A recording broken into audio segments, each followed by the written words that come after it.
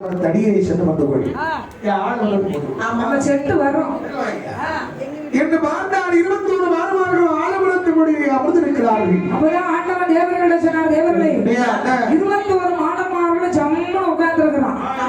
எங்க வடகிலாசபுரத்துல இந்த உலகத்தை எத்தனை தெய்வங்கள் மனமகிழ்ச்சியோடு இருந்தாலும் சுடலைமான சுவாமி ஒரு தெய்வம் மட்டும் மனச்சுவையில நல்ல மகிழ்ச்சியோடு இருந்தார்கள்.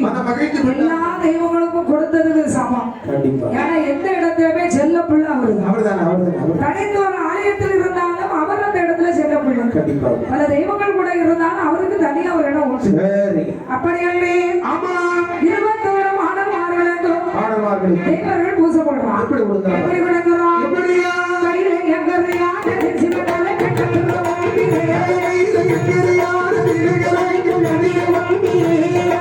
பூசை கொடுக்கிறது நல்ல வருட தெய்வம் கூடவே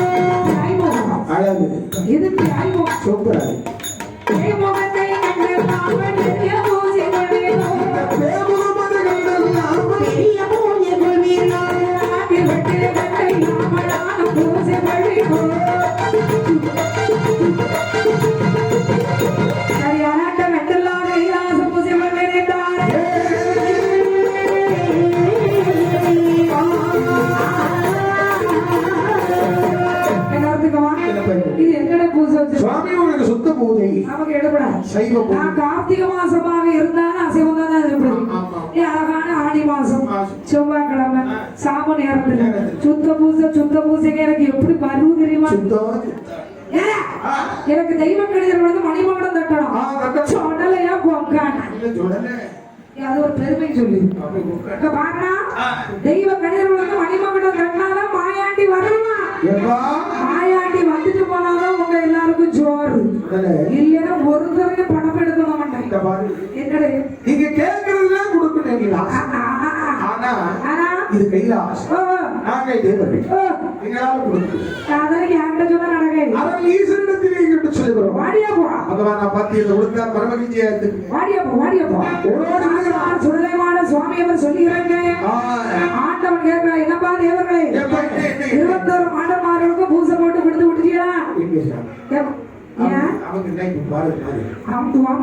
அவங்களுக்கு கனியார் வர வேண்டும். ஐயோ, தொங்கி விட்டு வேணுமா, முழங்கி விட்டு வேணுமா, நாக்கு விட்டு வேணுமா, அறுபதை கொடுக்கணும். தேவங்க கட்டி பெரிய கனியா வந்து பூஜையிட்டா மட்டும் எப்பா இத்தனை கேட்ட சுடலைமான சுவாமிக்கு இப்போ ஒன்னே ஒண்ணு கொடுக்கணும். என்ன கொடுக்க ஒன்னே கொடுத்து அவர் செடிகளும் சுடுதலை தாண்டி ஓடிடுவாரு. வாரே போயிரு. எதை கொடுக்கல அப்படி கேட்கறியோ? எப்படி அவருக்கு கொடுப்பேன்? அதான் கேட்ட பூசை கூட சரியா 1 மணி ஆக உடனே 1 மணி சவுண்ட்ஸ்காரன் தூக்கிட்டு இருப்பாரு. அவரை எழுப்பி விட்டு கோயில இருக்க லைட் எல்லாம் அணைச்சிடும். அணைச்சிட்டு நடுவுல இருக்க தக்காளை கொஞ்சம் சிரிக்க சொல்லி தியாகம் பார்த்த திருப்தியோடு சுடல வருவாரு. ஏற்கனவே அவர் அப்படிதான் சிரிச்சுட்டு தானே இருக்காரு. சிரிச்சுட்டு திருப்பிட்டாரு. ஏன் திரும்பினாரு? ஏன்னு பிள்ளை வரும்போது தியாகத்தோட காட்டி ஒரு சுடலமான ஜாமீன நேரமா போயிட்டா. எப்பா மாயாண்டி ஏன் சுடல வாயாம பியாம கேப்ராய் மேக்கப் போட்டு வந்திருக்காரு. ஆமா. இப்ப மேக்கப் கரையிறதுக்கு முன்னாடி தியாகத்தை பார்த்துட்டு அப்புறம் பூஜை பண்ணுறாரு பியாமோன்னா அப்புறம் ரொம்ப கொடூரமா இருக்கும். இதை விட கொடூரமா மாறி அதேதான். அதனாலதான் அவரு முதல்ல முகத்தை பார்த்து திரும்பி தெய்வ கணிதர்கள் வேணும் கேட்கிறான். ஆட்டத்துக்கு வேணும் முதல்ல மத்தியானம் வந்தாருல ஒரு வார்த்தை சொல்லியிருக்கா. ஆளே கிடைக்கலனாலும் தமிழகத்துல பொண்டாடி ஒரு வேசத்தை கட்டி விட்டா போகும். அடுத்து அவன் ஒரு வேசம் கடை கொடுக்க போறானே அக்கா. அந்த இடத்துல அவன் அங்க ஒரு வேசம் இவன் ஒரு வேசம் சபை சாப்பிடாயும். அப்பா ஆய்ப்புருக்கா சொல்லி போயிட்டான்.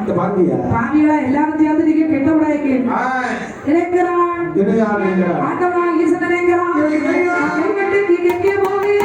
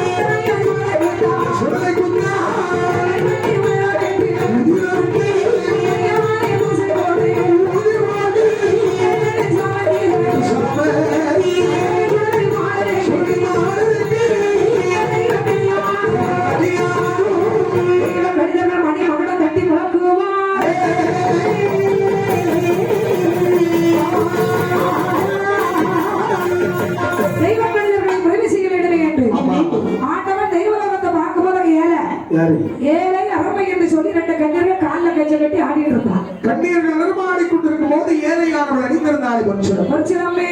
அதிலே இருந்து ஒரு மணியாம் பரலானது எரித்து கனியார் பாறை மீது விழுந்து நீரண்டை ஓசியோடு வந்து வந்தது. 2 கனியார் பாறை உதயமாகிறார். ஒரு எட்டக்கனியா, ஒரு கட்டக்கனியா, ஒரு ஒத்தக்கனியா, ஒரு சுவத்தக்கனியா. ஆக மொத்தம் 2 கனியார் பாறை வந்து 8 கனியா எப்படி கொடுப்பான்? இல்ல 2 கனியார் பாறை. ஆமா, அதாவது கட்டக்கனியா கருத்தக்கனியா. சரி, நெட்டக்கனியா கவத்தக்கனியா. ஐ சி. அவர்தானோ சவுன்னு ஒருத்தன் இருக்கான். அதே இவர் நல்ல கலராகவே சாரதே. அவங்கள எல்லாம் பார்த்தா அப்படிதான் சொல்லுவாங்க, என்ன அழகா சவுன்னு இருக்கான். அப்பா தெய்வ கிடையார்களே. ஆமா, 21 மாடமார்கள் இருக்காங்க. அதுபோல பூசை போட்டு சமயத்துக்கு கொடுத்து அவரை பூரத்துக்கு அனுப்பு. தெய்வ கிடையார்களே பார்த்தாங்களே. அவன் யார பண்ணி என்ன பண்ணுவான்? நல்லா அடிப்பியாடே. நமக்கு தெரிஞ்சவர். நான் நேரத்தை குடியிருப்பு பூசைக்கு வரும்போதே உன்னை கேட்கணும்னு நினைச்சேன். உனக்கு கொஞ்சமாவது வெக்கமான இருக்குவாங்க அப்படின்னா அப்படி மானகிட்ட மேலாதான் இருப்பான் கொள்ளுங்க. வெக்கமே இல்லாம ஒரு பொம்பளை பிள்ளைய கூட்டிட்டு அழைத்தியல எரும மாட. இதுக்குதான் கேட்கிறேன். ஆமா, நடுவுல இருக்கிறது பொம்பளை பிள்ளை இல்லையா? பொம்பளை இல்லையா? பொம்பளையே இல்லையா?